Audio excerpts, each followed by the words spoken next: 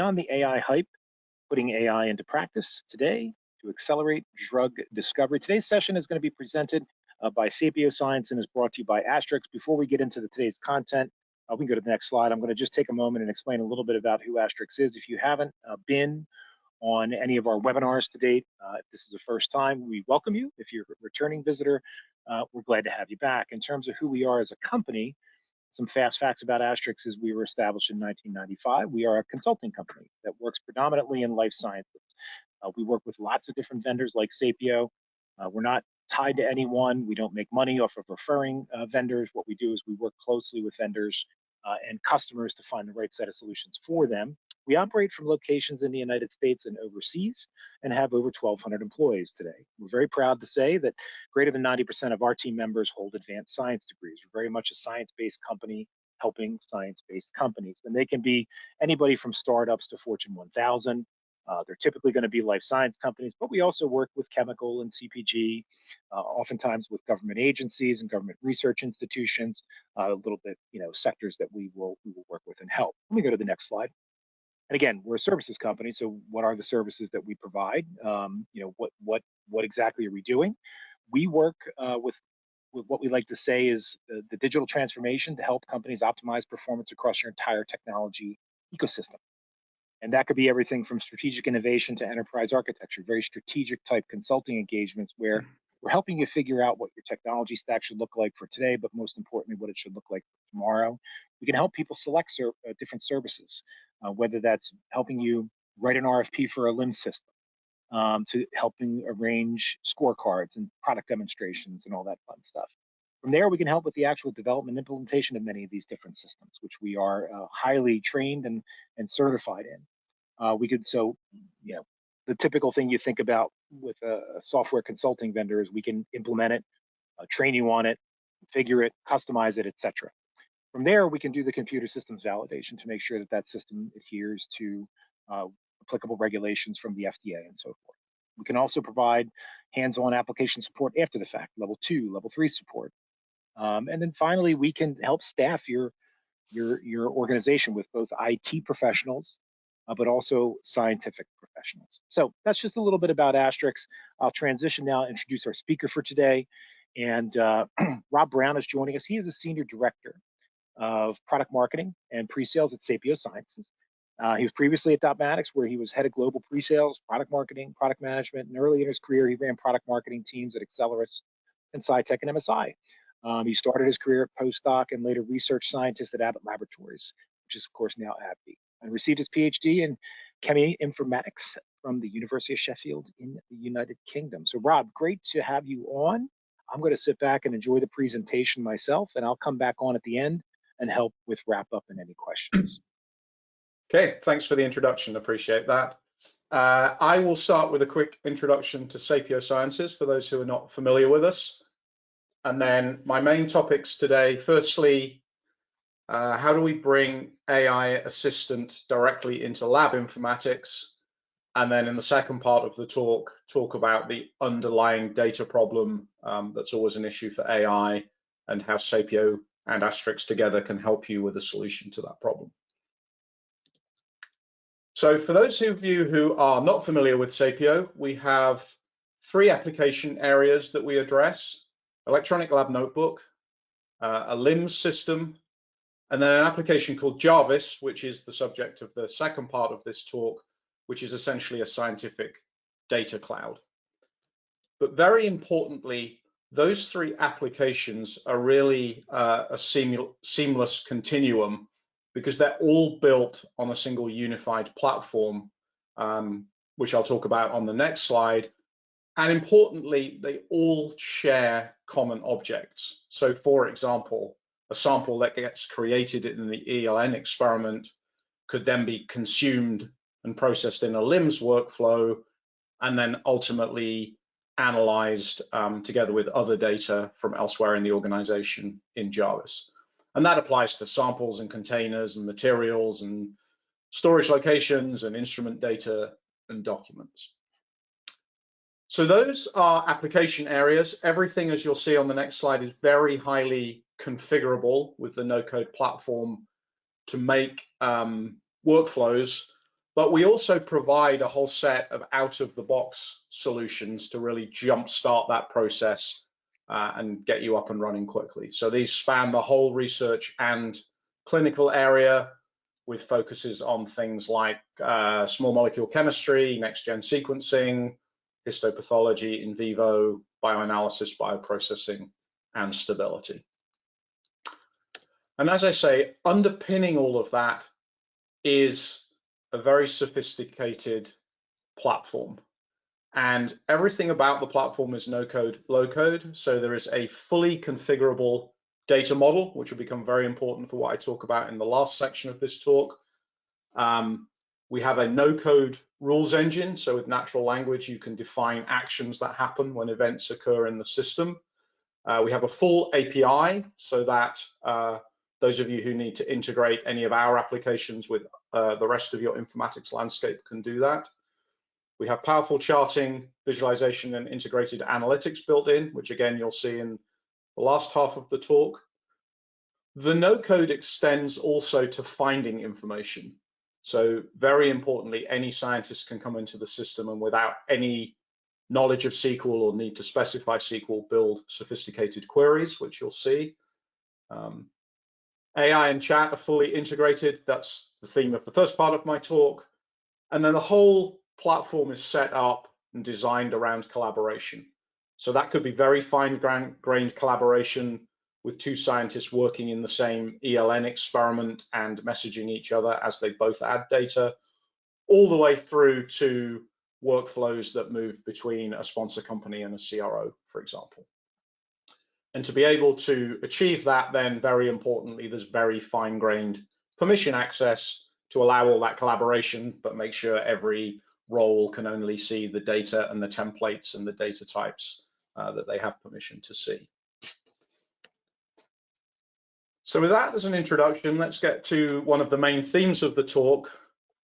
And that really is, how can we take a technology that's absolutely revolutionary, and I'm talking about specifically large language models here, and they've revolutionized the way that humans interact with computers, moving from the traditional ways into a chat-based dialogue with software. How can we take that and how can we thoughtfully apply that specifically to scientific informatics?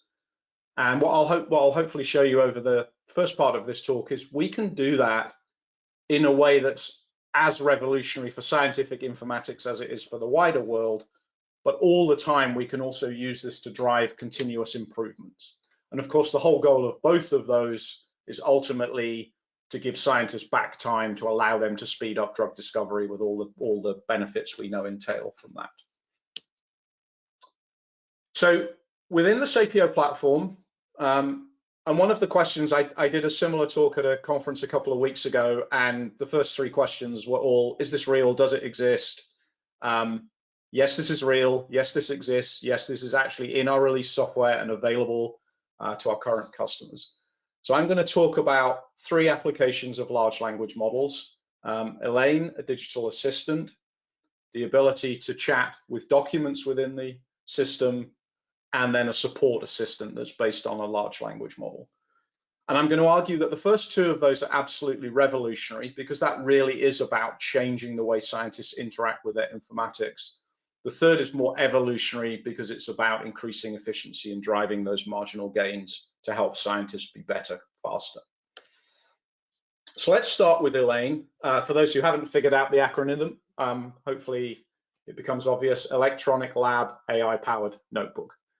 And this takes the concept of large language models and, as I say, extends it into scientific informatics.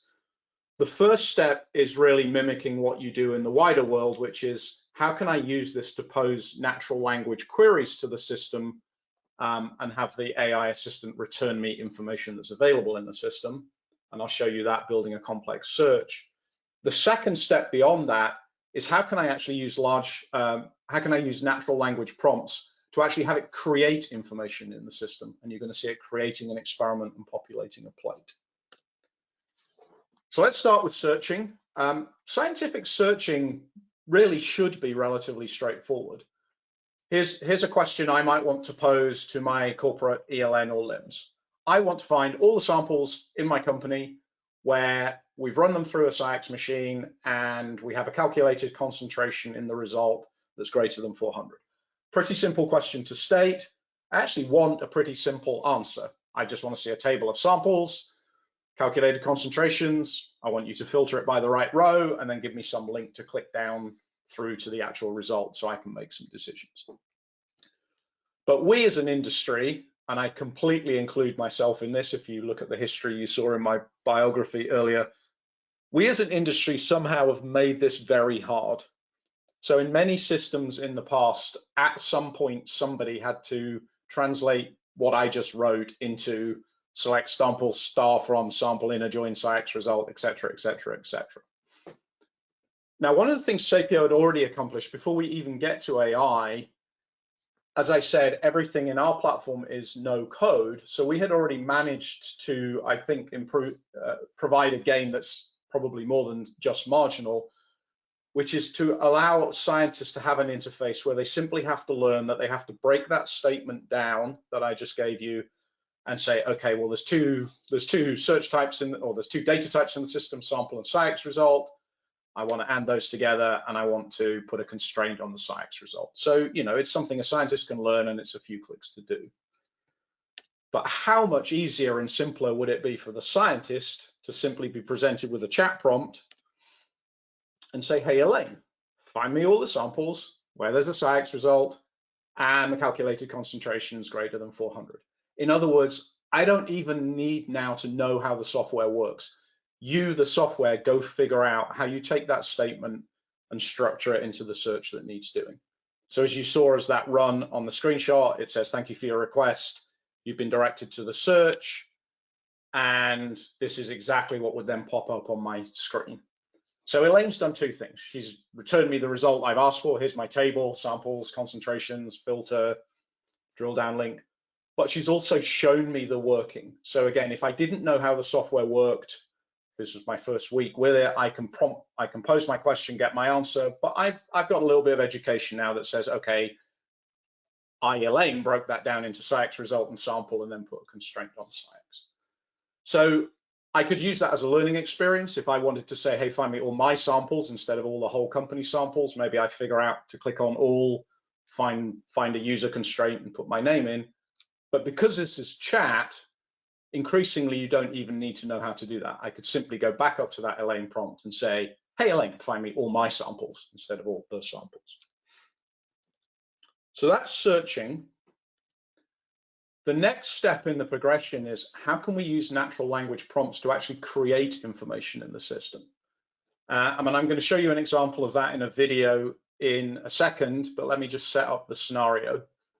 So I'm going to first go into the software manually before Elaine, and I'm going to create an experiment, create some samples, make a plate, and lay my samples out on the plate with some replicates.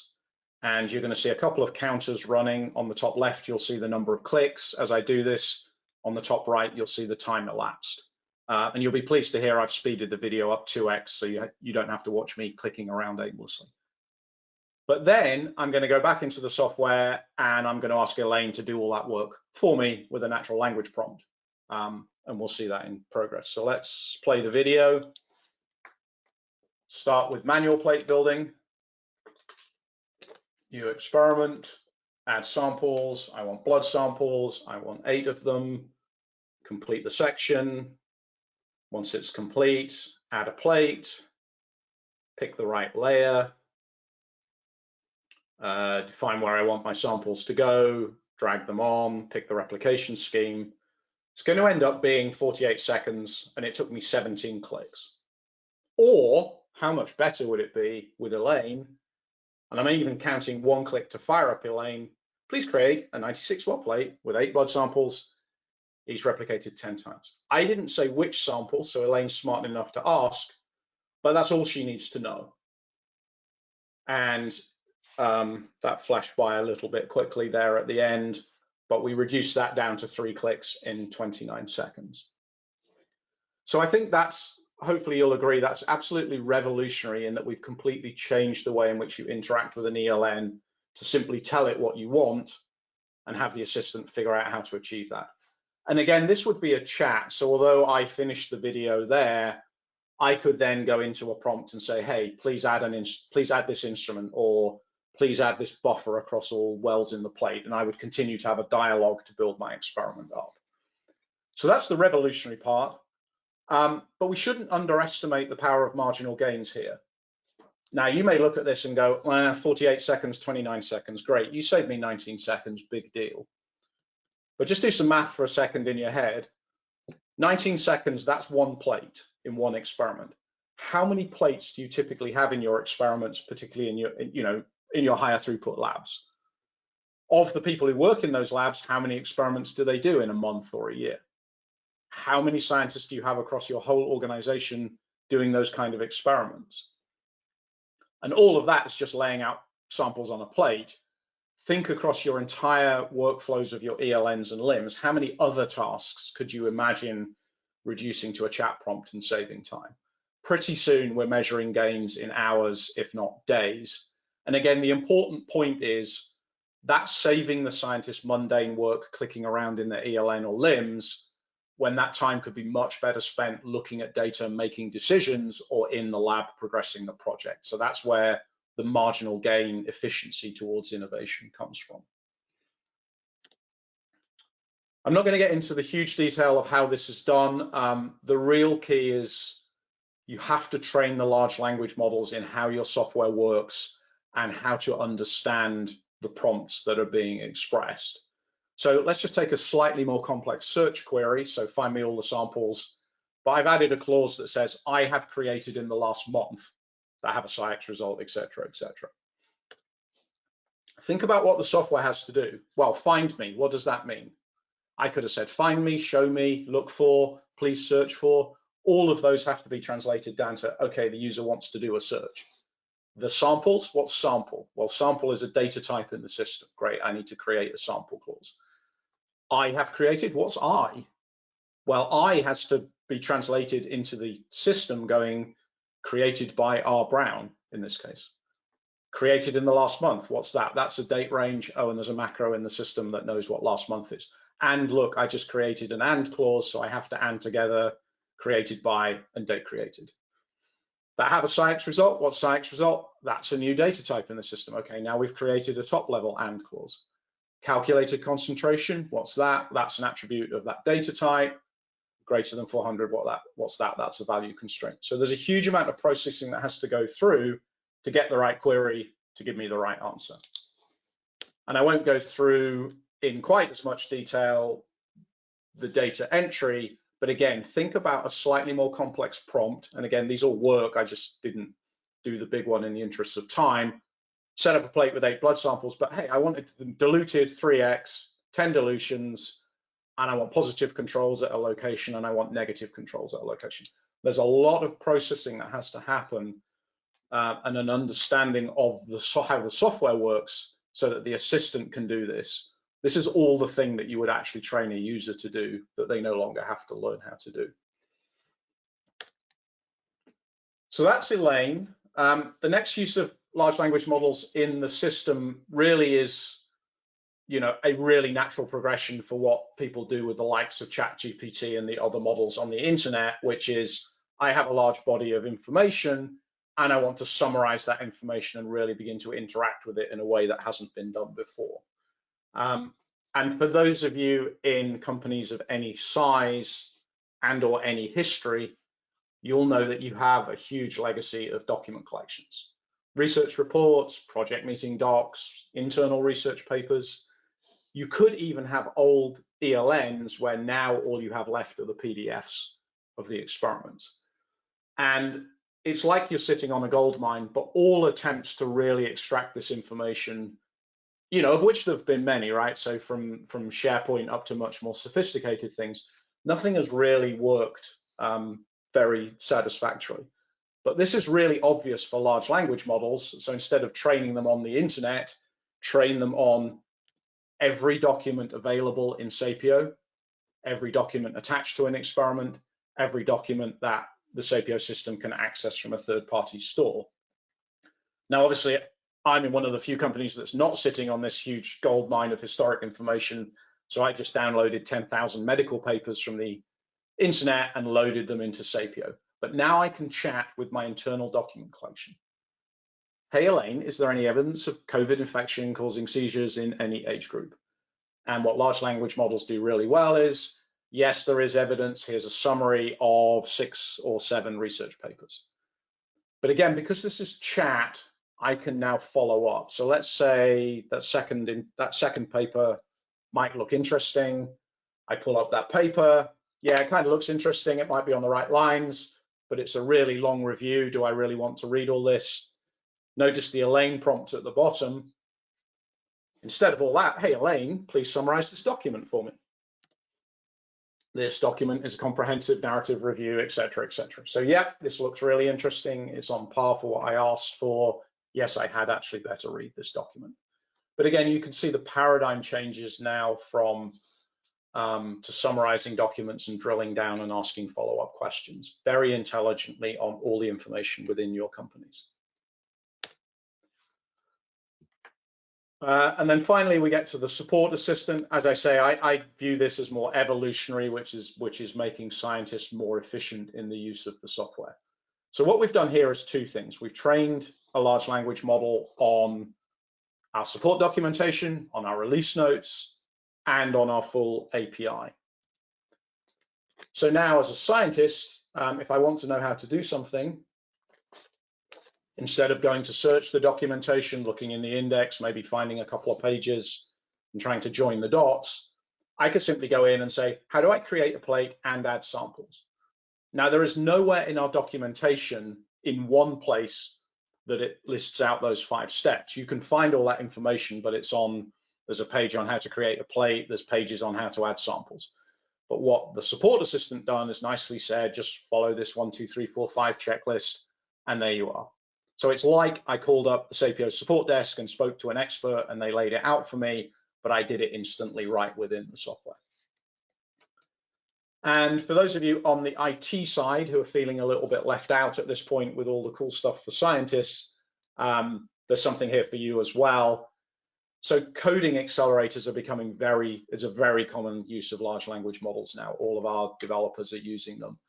And so by training a large language model in our API, I would wager that however good a Python coder you are and however knowledgeable you are in our API,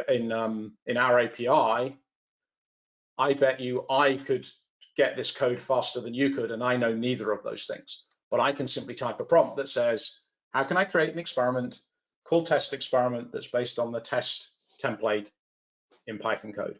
And back comes a code snip doing what I've asked for. You can see that it's nicely documented. You can see that it has exception handling already built in. And even at the bottom, it actually gives me a summary of what this code does, and sometimes with more complex ones, maybe what it doesn't do or what else you need to think about. So a huge acceleration for anybody integrating the Sapio system with any third-party systems. Excuse me. So just to summarize this section, hopefully what you've seen here is we can take large language models, which are being applied across the world to completely change human-computer interaction, and with some thought and a lot of hard work, we can apply those in ways that they very much enhance the scientist experience throughout an ELN and LLMs platform.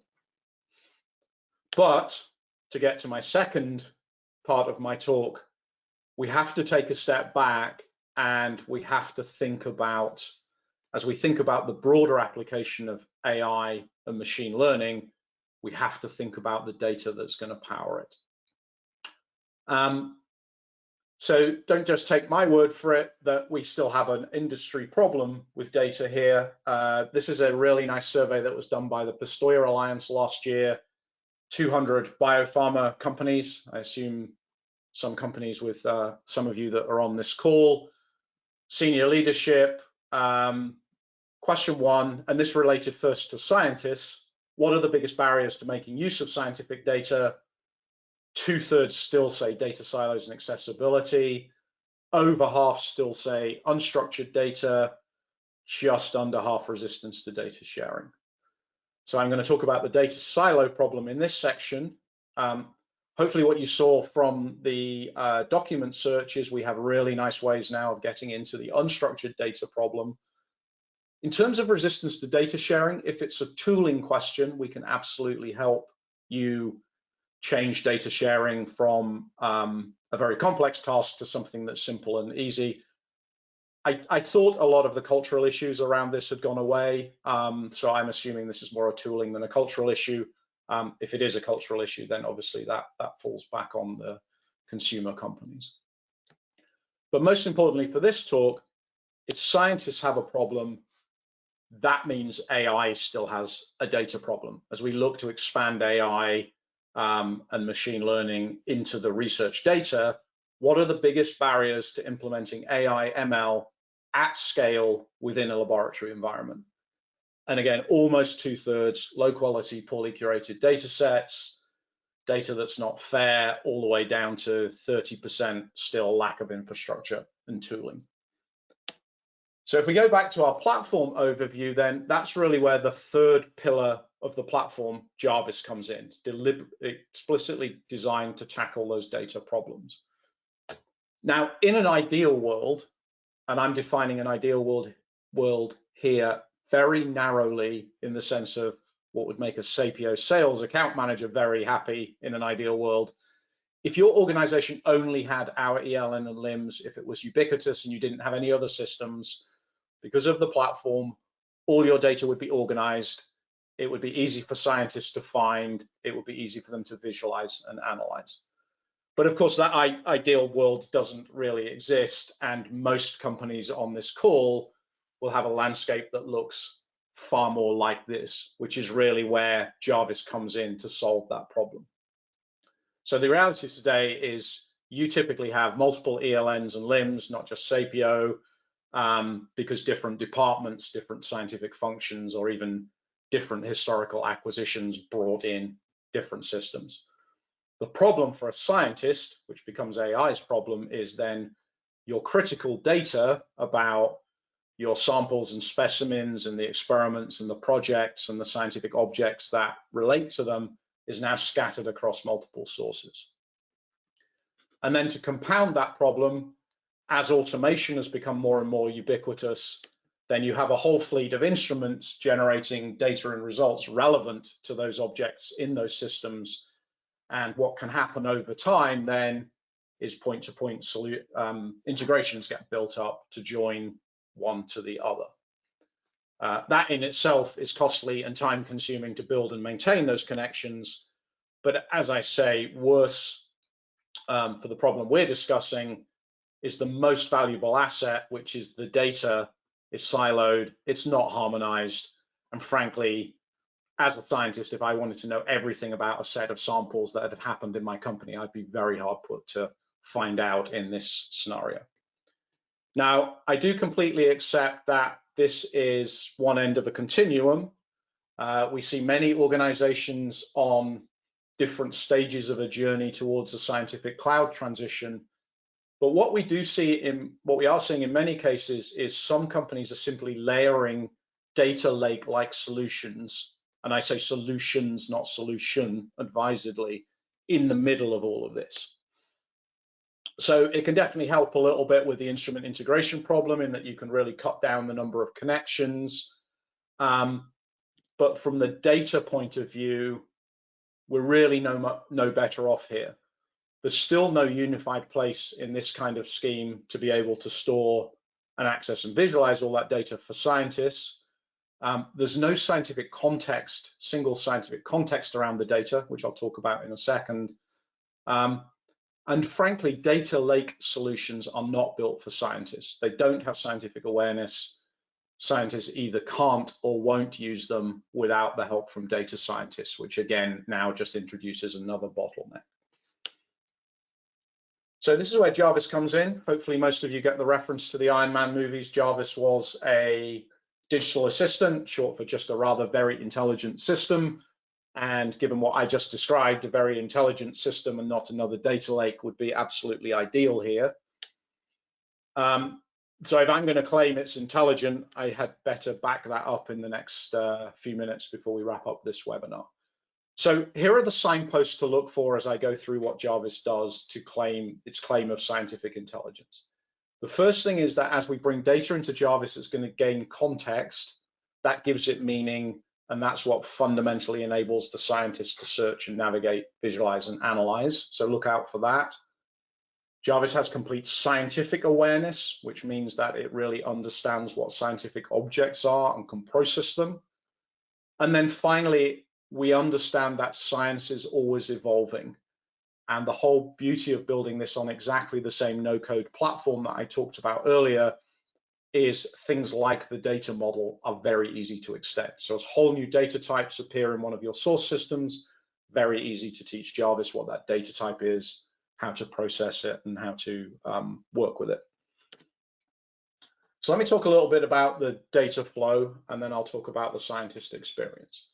So the idea of Jarvis, as I said, is you have a whole fleet of ELNs and LLMs across your company, and within those is reference to samples and specimens and entities and experiments. And then on the other hand, you have a whole fleet of instruments, writing files to connected PCs, writing files to shared network drives. If we're lucky, instruments coming with some software that can at least communicate the raw results over API.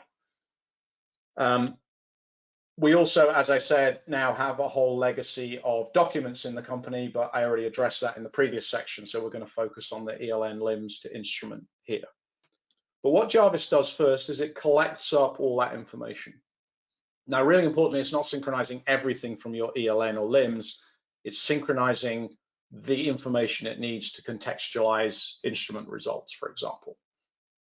Then it also collects up the instrument results with watchers or listeners or API connectors. But the most important thing it does is contextualize everything into a single knowledge graph. So I keep saying contextualize. What do I mean by that? A very specific example. Imagine you have an experiment that references a set of samples in an ELN. And then when instrument runs have happened, you have an instrument raw file that references somewhere in it a set of samples and then some measured results about those, and maybe you can even calculate more results about those.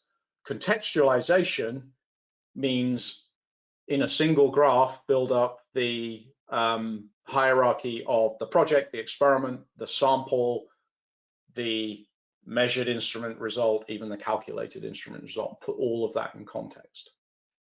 Having got that, we can do two things. The first thing is we can write back the instrument result back into the right experiment completely in an automated fashion without the scientist having to intervene, spend time, or maybe even make a mistake. But more importantly, Jarvis is the place where the scientists can now come in and explore all their results based on navigating and manipulating the knowledge graph. To visualize and search, as you'll see, to apply analytics, or even increasingly, back to the AI ML theme, to actually cause analytics to be generated that they can later use to apply and then progress their project. So I'm going to spend a few minutes going through the top left of this diagram, which is the automated data processing, and then a few more minutes talking about the bottom and the right, which is the scientist experience. So on the data automation side, slightly different view of the same thing, but what we're doing is on a schedule, synchronizing in from every source system via the APIs, the information we need to contextualize the instrument result. Notice I didn't even put Sapio in that top list. There is no requirement for any Sapio ELN or LLMs to be involved here if all you have are the other systems. And then on the bottom, we're detecting new data, file watchers, API connections, loading it to Jarvis, parsing it in a way in which I'll talk about in a minute to produce structured data. And then we bring the platform's no-code rules engine into play. So a rule could be specified in natural language, which says something like, when a SciEx raw file is detected, do whatever you need to do to synchronize the results back into the relevant Biovia ELN experiment. Now, behind the scenes, there's a lot of work that has to happen. We have to parse the data, and then the pipeline rule triggers the connection of that data into the right context and populating the knowledge graph, and then calling the source or the destination API, in this case Biovia, to insert the result back into context. To give you a practical example, and again, I'd love to show you in one of the other ELNs, but all I own is the Sapio ELN, so let's do this with Sapio. So this is the Sapio ELN. I've created a brand new experiment. I've created 2 samples. They only just got created, so they're not known to Jarvis. They're not known to anything.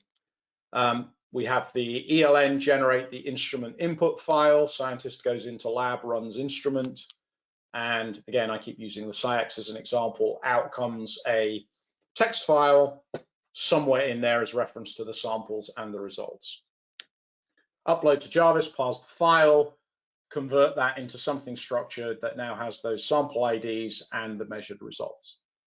Now, what's happened behind the scenes, as soon as that experiment was created at the bottom, the experiment and the samples were inserted into the knowledge graph.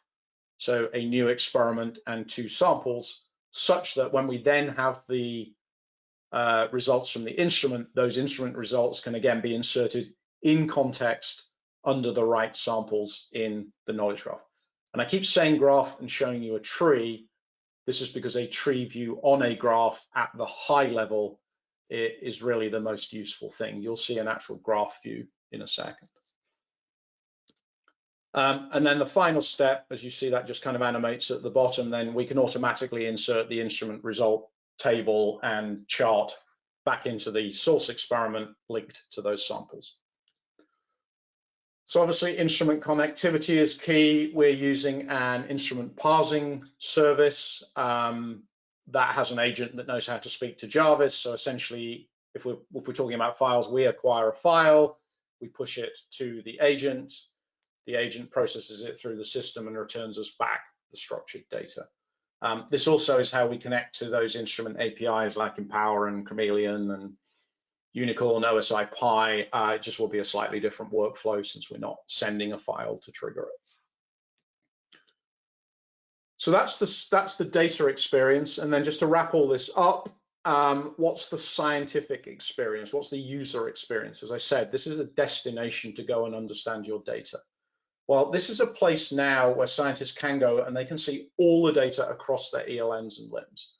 So as I log in as a scientist at the top level, I see the tree view on the knowledge graph, and it's hopefully you can see on your screens that I have 3 or 4 Sapio instances hooked up, a Benchling instance and a Dotmatics instance.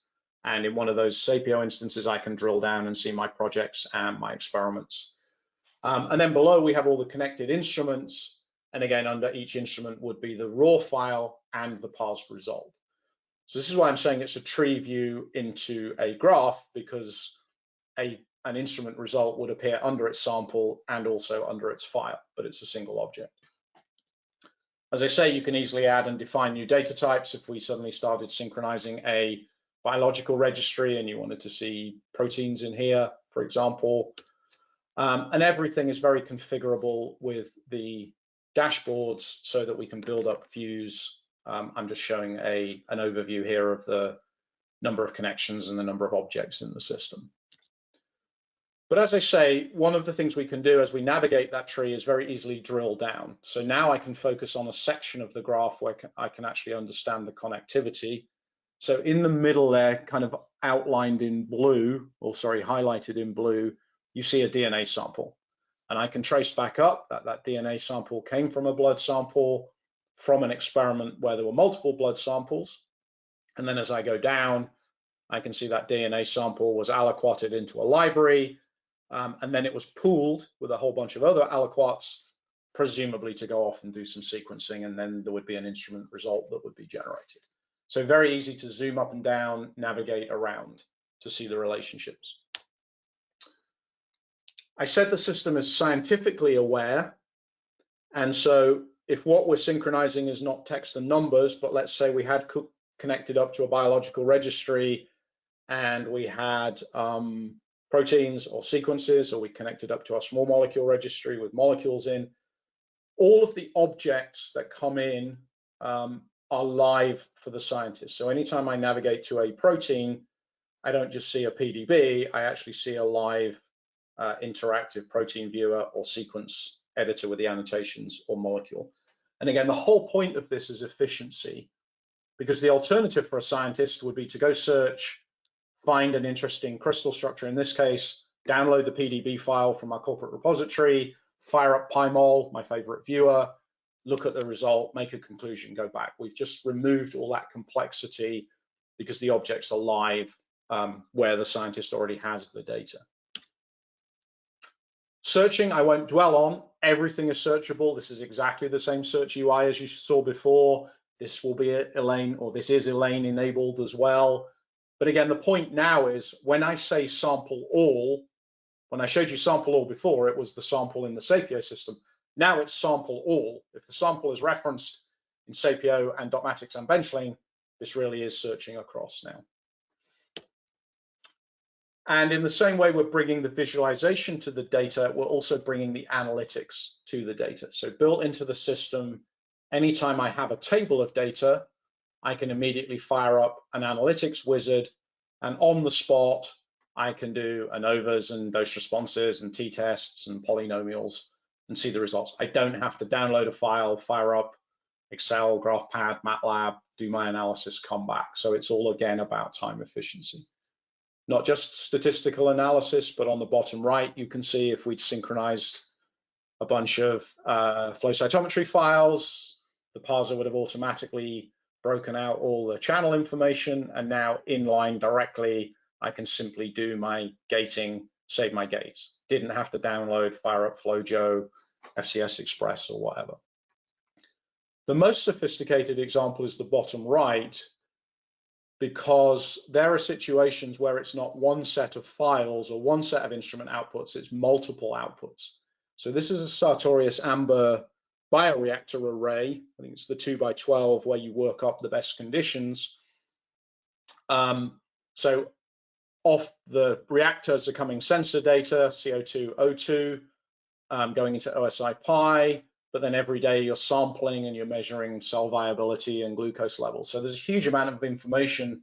And again, we can automatically bring that together so that the user can just say, I want to see everything about this sample in these vessels. Here we are. Very quickly, we figure out the blue vessel looks really good, but something definitely happened to the orange vessel in the middle of the run. So maybe we want to look at the sensor data for that one. So that was what I wanted to present. I just wanted to kind of wrap up in the spirit of somebody much more famous who said just one more thing. I just want to show you an Elaine party trick, and then we'll take questions. Just to put this in context, as I already said, we trained Elaine on how Sapio experiments are structured. We did not train Elaine on the subject of this, but she had to know how to translate that into an experiment. So with that, this will play. Hey Elaine, create an experiment that shows the ingredients and instruments to make me an old-fashioned. And she has a quick think, and what comes back then is she's created a reagent table so I can track the lots and quantities of my orange peel and water and whiskey, and she's created an instrument tracking table so I can track who used the mixing glass, the spoon, and ultimately end up with my cocktail in the old-fashioned glass. So with that, thank you very much, and I'll hand back to deal with the questions. Thank you very much, Rob. Appreciate it. Let me do a couple things here real quick. Let me get the recording started.